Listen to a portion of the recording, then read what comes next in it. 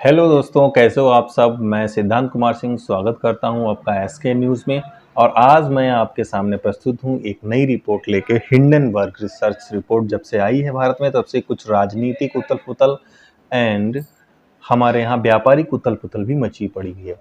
तो देखते हैं इसमें क्या है। हिंडनबर्ग रिपोर्ट में अभी भी जस्ट थोड़े दिन पहले ही रिसर्च करके एक अचानक से बम ऐसा फोड़ दिया है और बताया है कि हमारी जो सेबी अध्यक्ष हैं माधवी बुच और उनके हस्बैंड का अडानी की ऑफशोर कंपनी में इन्वेस्टमेंट हुआ है।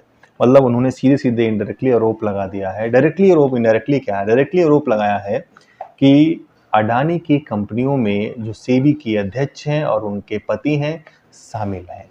इसमें इन्होंने इसको एक स्कैम नाम दिया है कि अडानी की कंपनियां ऑफशोर कंपनियों में ये सब इन्वेस्ट करते हैं और बाहर से भी लोग इन्वेस्ट करते हैं और फिर वो कंपनियां अडानी ग्रुप में इन्वेस्ट करती हैं, जिससे इनके शेयर हाई होते हुए जा रहे हैं।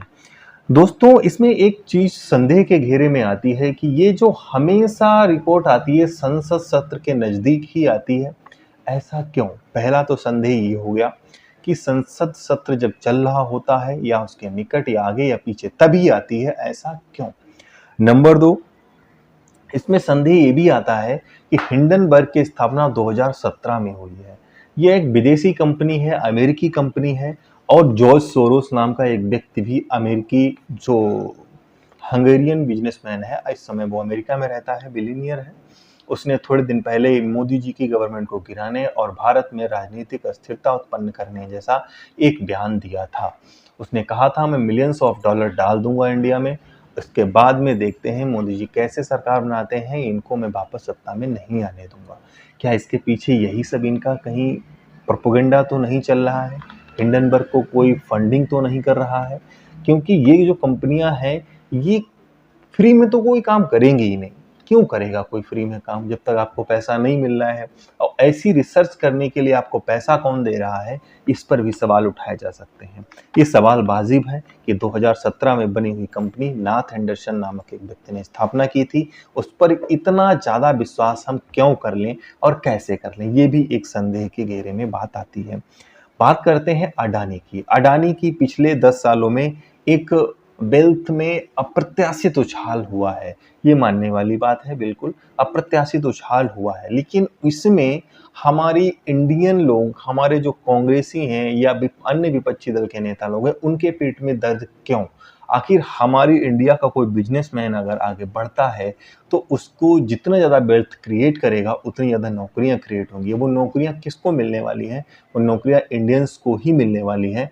इस पर भी कांग्रेस हो हल्ला मचा रही है, झूठा प्रोपेगेंडा चला रही है। हमें ऐसा लग रहा है कहीं न कहीं हिंडनबर्ग रिपोर्ट के पीछे ऐसा तो नहीं कि इन लोगों का भी हाथ है। एकदम से राजनीतिक उथल-पुथल हो जाना, पीसी कर देना, बोलना कि ये सीधा संबंध मोदी जी से है, अडानी जी से है या अन्य माधवी बुच से है, ये ऐसी रिपोर्टें जब आती हैं तो ये संदेह के घेरे में अपने आप आ जाती हैं। चूँकि राजनीतिक लोग इस ऐसी न्यूज़ पे नज़र गड़ाए रहते हैं। उन्हें पता है ऐसी न्यूज़ से सिर्फ़ और सिर्फ़ मोदी जी की जो साफ छवि है, हमारे प्रधानमंत्री की जो साफ छवि है, उस पर कहीं न कहीं दाग और धब्बा लगाया जा सकता है। इसके पीछे एक गहरी साजिश हो सकती है, इसका खुलासा होना बहुत ज़रूरी है। हिंडनबर्ग क्या है? कहाँ की कंपनी है? क्या करती है? क्या नहीं करती है? इसके बारे में जान लीजिए। ये कंपनियां भारत के खिलाफ फंडिंग करके कुछ न कुछ ऐसी रिपोर्ट बनाती हैं जिससे भारत में व्यापारिक स्थिरता और राजनीतिक स्थिरता उत्पन्न हो सके। इनके पीछे किसी भी बहुत ही बड़े षड्यंत्र का एक प्रारूप तैयार हो सकता है। धन्यवाद।